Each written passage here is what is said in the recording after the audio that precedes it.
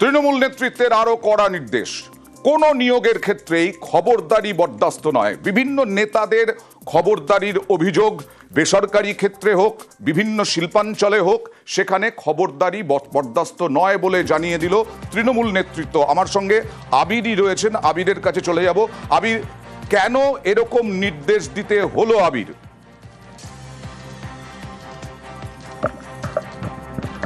প্রথমত হচ্ছে যে বহু জায়গা থেকে অভিযোগ আসছিল যে বেশ কয়েকজন নেতা তারা যে ধরনের এই সংস্থাগুলোর ক্ষেত্রে খবরদারি চালাচ্ছিলেন সেটা দলের পক্ষে মোটেও আশাপ্রদ নয়, এবং তাদের কয়েকজনের এই ভূমিকার কারণে বারবার ধরে সমস্যার মধ্যে পড়তে হচ্ছে দলকে। এই অবস্থাতে দাঁড়িয়ে আমরা যদি দেখি অতীত 2021-এর বিধানসভা নির্বাচনে একাধিক যে শিল্পাঞ্চলের বিধানসভার আসন রয়েছে সেখানে তৃণমূল কংগ্রেসের ফল ভালো হয়, খারাপ হয়। 2026-এর যে বিধানসভা নির্বাচন রয়েছে সেই 2026-এর বিধানসভা নির্বাচনে এই সমস্ত বিধানসভা কেন্দ্রগুলিতে তৃণমূল কংগ্রেস ভালো ফল করতে চায়, এবং রাজ্যের তরফ থেকে যে শিল্পের যে পরিবেশ যেটাকে যথাযথভাবে বজায় রাখা হচ্ছে, শিল্পের পরিবেশ যেভাবে তুলে ধরার চেষ্টা করা হচ্ছে, যেভাবে শিল্পের বিকাশ করার চেষ্টা করা হচ্ছে, সেখানে এক বা একাধিক ব্যক্তির এই ধরনের আচরণ যে যথাযথ হবে না সেটা বুঝিয়ে দেওয়া হয়েছে। এবং সেই কারণেই আমরা দেখেছিলাম যে হলদিয়া এবং দুর্গাপুরের মতো ক্ষেত্রে শিল্প সংস্থাগুলির ক্ষেত্রে বা শিল্পাঞ্চলগুলির ক্ষেত্রে আলাদা করে কোর কমিটি তৈরি করে দেওয়া হয়েছে, এবং কোর কমিটির মাথাতে খোদ শ্রমিক সংগঠনের রাজ্য সভাপতিকে রেখে দেওয়া হয়েছিল। ফলে বর্তমান পরিস্থিতিতে দাঁড়িয়ে যে কোনো খবরদারি বরদাস্ত হবে না, কোনো যে সুপারিশ বরদাস্ত হবে না সেটাকে বুঝিয়ে দেওয়া হয়েছে, এবং সেই কারণেই কড়া ভূমিকার কথা জানিয়ে দেওয়া হয়েছে শ্রমিক সংগঠনের তরফ থেকে দলের শীর্ষ নেতৃত্বের মাধ্যমে।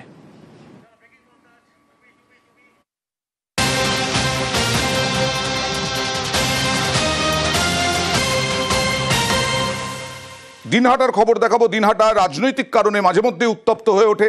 এবার সিসি ক্যামেরার ফুটেজে দেখা যাচ্ছে এটা হচ্ছে অজয় রায়, বিজেপির জেলা সম্পাদক, তার বাড়ি। সেই বাড়িতে হামলা চলছে, সিসি ক্যামেরার ফুটেজে দেখা যাচ্ছে।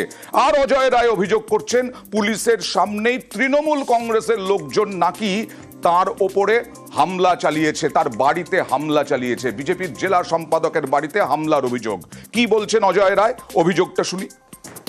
আলিপুরদুয়ারে আমাদের প্রধানমন্ত্রী সভা ছিল, আমাদের ভারতীয় জনতা পার্টি যারা কর্মী সমর্থক তাদেরকে নিয়ে যখন আমি সেই সভায় যোগদান করতে আলিপুরে গিয়ে পৌঁছই, হঠাৎ করে শুনতে পারি যে আমার বাড়িতে উদয়ন গুহ পালিত কিছু দুষ্কৃতিকারী তারা আমার বাড়িতে হামলা চালায় ইট পাটকেল দিয়ে। প্রশাসন কোনোভাবে কোনোবারই কোনো ব্যবস্থা গ্রহণ করতে পারেনি আজ অব্দি। আসলে উদয়ন গুহর এই দিনাটায় কোনো জনসমর্থন নেই। 26-এ বিধানসভা নির্বাচন, তাই আজকে ভয়ে তিনি এই কাজগুলি করছেন। আজকে তার দাঁত নখ আজকে বেরিয়ে আসছে। শুভঙ্কর, উনি বললেন দিনহাটায় তার বাড়িতে হামলা করেছে উদয়ন গুহ আশ্রিত দুষ্কৃতীরা। তিনি কি চেনেন? কিসের প্রেক্ষিতে, নাকি রাজনৈতিক বাধ্যবাধকতার জন্যই তিনি তৃণমূলের ওপরে অভিযোগ করছেন? দেখো, একেবারেই ওয়াইন্দা তোমাকে জানিয়ে রাখি, এই অজয় রায়ের বাড়ি দিনহাটা শহরের 2 নম্বর ওয়ার্ডে, এবং উদয়ন গুহর যে বাড়ি আছে সেই বাড়ির ঠিক পেছনের রাস্তাতেই এই বিজেপি নেতা অজয় রায়ের বাড়ি। আচ্ছা, এর আগে একাধিকবার দেখা গিয়েছে যে এই বিজেপি নেতা ও বাড়িতে হামলার অভিযোগ উঠেছে তৃণমূলের বিরুদ্ধে। কিছুদিন আগে পর্যন্ত এই অজয় রায় কেন্দ্রীয় বাহিনীর জওয়ানদের নিয়ে ঘুরে বেড়াতেন। আচ্ছা, এবং সম্প্রতি তার সেই কেন্দ্রীয় বাহিনীর নিরাপত্তা প্রত্যাহার করা হয়েছে। গতকাল তিনি তার দলীয় কর্মী সমর্থকদের নিয়ে আলিপুরদুয়ারে নরেন্দ্র মোদীর সভায় গিয়েছিলেন। ঠিক সে সময়ই একদল যুবক তার বাড়ির সামনে হামলা চালায়, এবং খবর পেয়ে দিনহাটা থানার পুলিশ এসে, এবং তিনি যেটা অভিযোগ করেছেন যে উদয়ন গুহ অর্থাৎ তৃণমূলের যে বিধায়ক উদয়ন গুহর অনুগামী যারা তারাই এই হামলা চালিয়েছে। কিন্তু যদিও তৃণমূল নেতৃত্ব যেটা পাল্টা অভিযোগ করছে যে অজয় রায়ের এখন দলের গুরুত্ব কমে গিয়েছে এবং তার কেন্দ্রীয় বাহিনী প্রত্যাহার করে নেওয়া হয়েছে, তাই দলের মধ্যে নিজের গুরুত্ব বাড়ানোর জন্য এ ধরনের একটা পরিকল্পিত ঘটনা ঘটিয়ে 26-এর নির্বাচন এগিয়ে আসছে, দিনহাটাও উত্তপ্ত হবে রাজনৈতিক দিক থেকে, খুব স্বাভাবিক। তৃণমূল কি বলছে? অজয় রায়ের অভিযোগ তো তৃণমূলের দিকে, তৃণমূল কংগ্রেস কি বলছে দেখুন।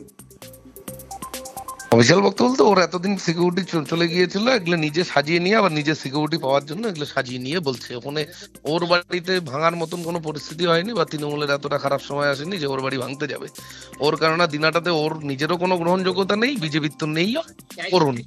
সেখানে আমরা ওর বাড়ি ভাঙচুর করে ফালতু আমাদের মশা মেরে হাত বন্ধ করার কোনো প্রয়োজন নেই। এটা ওর সিকিউরিটি ওর দলই তুলে নিয়েছে, তাই আবার সিকিউরিটি পাওয়ার জন্য এই চক্রান্ত করছে।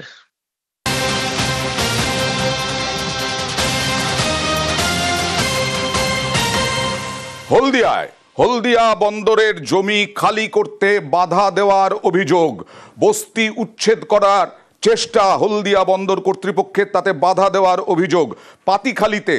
পাতিখালিতে দুর্গাচকের পাতিখালিতে বস্তি উচ্ছেদে বাধার অভিযোগ। আদালতের নির্দেশেই উচ্ছেদ অভিযান, কিন্তু তাতেও পুলিশকে ঘিরে বিক্ষোভ স্থানীয়দের। আদালতের নির্দেশে পুলিশ প্রশাসন অভিযানে ক্ষোভ, বিক্ষোভ, উত্তেজনা। কথা বলবো, সরাসরি চলে যাব প্রতিনিধি সুজিতের সঙ্গে। সুজিত, কি সম্ভব হলো?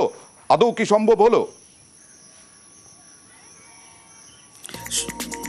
সম্ভব হয়নি, এবং আদালতের নির্দেশ মেনে পুলিশ প্রশাসন যখন হাজির হয় তারপর থেকে এই যে ছবি দেখাচ্ছি সেখানে দেখবে যে একটা উত্তেজনা, ক্ষোভ, বিক্ষোভ, বাধা দেওয়া। এবং পাতিখালির এই এলাকা উচ্ছেদ করা দরকার। বন্দর কর্তৃপক্ষ বারবার প্রশাসনের দ্বারস্থ হয়েছে, কাজ হয়নি। শেষ পর্যন্ত আদালতের দ্বারস্থ হয়ে যখন নির্দেশ আনলেন তখন ম্যাজিস্ট্রেট এবং স্থানীয়ভাবে পুলিশ থাকলো, কিন্তু থাকলে কি হবে, যারা বসবাস করেন বস্তিবাসী, একরকম স্থানীয় বাসিন্দা দুর্গাচক থানার পাতিখালি এলাকা, সেখানে কিন্তু বাধা দেওয়া হচ্ছে। তুমি জানো, শিল্প শহর, শিল্পাঞ্চল হলদিয়ার বড় পরিচয় তার বন্দর নগরী। সেই বন্দর অর্থাৎ হলদিয়া বন্দরের যে অধিকৃত জমি 60-এর দশকে 70-এর দশকে অধিগ্রহণ করা জায়গা তারা এখন পাচ্ছে না। নিরাপত্তা দেখা যাক কি পদক্ষেপ করে, এবং এই মানুষগুলোই বা কোথায় যাবেন, এটাও একটা প্রশ্ন, যদিও এখনো সম্ভব হয়নি উচ্ছেদ। এখানে তো আমরা 50-60 বছর ধরে আছি। ঝিল আপনার নোংরা, দেখুন পচা গন্ধ, এটে কোনো কাজে লাগতো একটা আলাদা কথা, কোনো কাজেই লাগে না, কিন্তু আমাদের জোর জবরদস্তি হঠাৎ করে উদ্বাস্তি করে দিতে চাইছি, বা আমাদের কোনো পুনর্বাসন কোথাও দিবা হোক। আমরা এ সময় ভেঙে দিলে আমরা কোথায় যাব, কি করব? আমাদের তো জায়গাপত্র কিছু নেই, এখানে আছি আজকে। হ্যাঁ, কম করে হলে 40 ভেঙে দিলে খুবই অসুবিধা। আমাদের তো কোথাও কোনো জায়গা নেই, কোথাও যাওয়ার মতন আশ্রয় নেই। তো বসানোর জায়গা দিতে হবে, পুনর্বাসন দিতে হবে। উকিল যদি চিঠি করে যে বসার জন্য আছে, তাহলে আমি সেটাই বলছি, চিঠি করে বসতে দেবেন আমাকে। যে হাইকোর্টের অর্ডার, এই অর্ডার আছে, এবং এটা এই অর্ডারটা রিভিউ করার জন্য পিটিশন করা যেতে পারে। যতক্ষণ এটা স্টে করার জন্য আপনারা যে কথাটা আমাদের বলছেন যে কোথায় যায়, সেটা স্টে অর্ডার একটা যদি আপনারা সেই আমাদের বাচ্চা আছে, যা যা সমস্যা, তার কারণ অর্ডার তো তাদের। এক সিভিকের কাণ্ড দেখুন, কি কীর্তি! কয়েকজনের জমি হাতিয়ে স্ত্রীর নামে রেজিস্ট্রেশন। বাঁকুড়ায় ঠাকুরদার বাবার জায়গায় নিজের ছবি, ঠাকুরদার বাবা সেজে জমি জালিয়াতি। অভিযোগটা কি আগে দেখি। একজন ভাইপো দাদু সেজে ওনার স্ত্রীর নামে জমিটা 1 একর 10 শতক রেজিস্ট্রি করে দিয়েছে। না, দাদু বেঁচে নাই, দাদু 43 বছর মারা গেছে। ঘটনা ওইটাই, আমরা একটু খবর পেলাম যে ওই জমিটা সব রেজিস্ট্রি করে দিয়েছে। কার জমি? দাদুর জমি, বাপ কাকাদের নামে রেকর্ড হয় নাই। তাদের নামে জায়গা করে দিয়ে যায় না, তাদের নামে জায়গা করে দিয়ে যায় নাই। তারপর উনি ওই চিটিং করে দাদু সেজে আর ওনার স্ত্রী অন্তরা কারককে রেজিস্ট্রি করে। এখন চাচ্ছি আমাদের জমি ফেরত হোক এবং ও শাস্তি হোক। সরাসরি চলে যাব দেবব্রতর কাছে। দেবব্রত, একটু সংক্ষেপে জানতে চাইবো বিষয়টা কি করে পারলো এই সিভিক? একদমই, দেখো, এই সিভিক রেজিস্ট্রি অফিসে যে বিভিন্ন নথি জালিয়াতি করে এই ঘটনা ঘটিয়েছে। 1982 সালে তার যখন ঠাকুরদার বাবা, তিনি মারা গেছেন 1982 সালে, অর্থাৎ 43 বছর আগে। তার নামে 1 একর 19 শতক জায়গা ছিল, সেখান থেকে 1 একর 10 শতক জায়গা তিনি তার নিজের স্ত্রীর নামে করে দিয়েছে। কারণ তিনি ওই ঠাকুরদার বাবা সেজেছিলেন, সিগনেচার করছেন তার ঠাকুরদার বাবার নামে, ছবি রয়েছে সিভিক পুলিশের, ছবির ওপরে তার সিগনেচার। অর্থাৎ এভাবে করেই রেজিস্ট্রি করিয়ে নিয়েছেন এই 22 জন শরিক। বর্তমানে 22 জন শরিক রয়েছে, তাদেরকে প্রতারিত করে। কারণ এটা জানতে পারলো কিভাবে, না, ওই যে এলাকা রয়েছে মামুদপুর এলাকা, ওখানে গ্যাসের পাইপলাইন হবে, তখন জমি অধিগ্রহণ চলছে, এদের জমিও নেবে, সেই তার জন্যই ডকুমেন্ট চেয়েছিল। ডকুমেন্ট যখন ঘটনা, এবং জেলা পুলিশ সুপারের দ্বারস্থ হয়েছে পরিবার। এখন দেখা যাক কি পদক্ষেপ করে পুলিশ। বলছে যে অভিযোগ করছে সেও জায়গাটা বেঁচেছে আমাকে। হ্যাঁ, যে অভিযোগ করছে সেও জায়গাটা আমাকেই বেঁচেছে, কিন্তু রেজিস্ট্রি করেনি। রেজিস্ট্রি করবে, বারে বারে থানাতেও ডাকা হয়েছে, সাক্ষাতেও আসছে নেই, পার্টি থেকেও ডাকা হচ্ছে, আসছে না। কিন্তু আপনি কিভাবে মানে কাগজ করলেন কিভাবে? হ্যাঁ এটা একটু একটু বলুন না কাগজটা কি করে হলো মানে? নদিয়ার চাপড়ায় অঙ্গনওয়াড়ির কর্মীর অর্ধনগ্ন রক্তাক্ত দেহ উদ্ধার চাপড়ায়। এই মুহূর্তে যে ছবি দেখছেন তার নদিয়ার চাপড়ার ছবি। অঙ্গনওয়াড়ি কর্মীর কিভাবে কি হলো, প্রৌঢ়ার দেহ কেন কিভাবে উদ্ধার হলো, কথা বলবো, সংক্ষেপে জানতে চাইবো সমীরের কাছে। সমীর, হ্যালো সমীর, সংক্ষেপে জানতে চাইবো ঘটনাটা।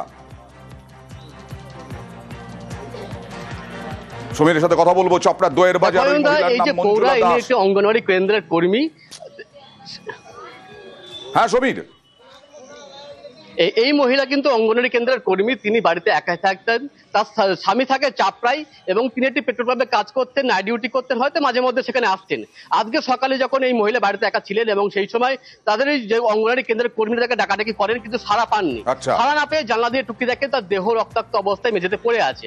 এরপরে পুলিশকে খবর দেওয়া হয়, পুলিশ গিয়ে দেহটি উদ্ধার করে এবং দেখা যায় রক্তাক্ত যেমন পড়ে আছে, এর পাশাপাশি কিন্তু দেহটি অর্ধনগ্ন অবস্থায় ছিল এবং নিম্নাঙ্গে কোনো কাপড় ছিল না। তাই পুলিশ দেহটি উদ্ধার করে নিয়ে যায় এবং সেখানে গিয়ে চাপড়া হাসপাতালে নিয়ে গেলে চিকিৎসক মৃত বলে ঘোষণা করে এবং পরবর্তীকালে তাকে কিন্তু পোস্টমর্টমের জন্য পাঠানো হয়েছে এবং পুলিশ তদন্ত করে দেখছে কি কারণে এখানে খুন করা হলো এবং কোনো যৌন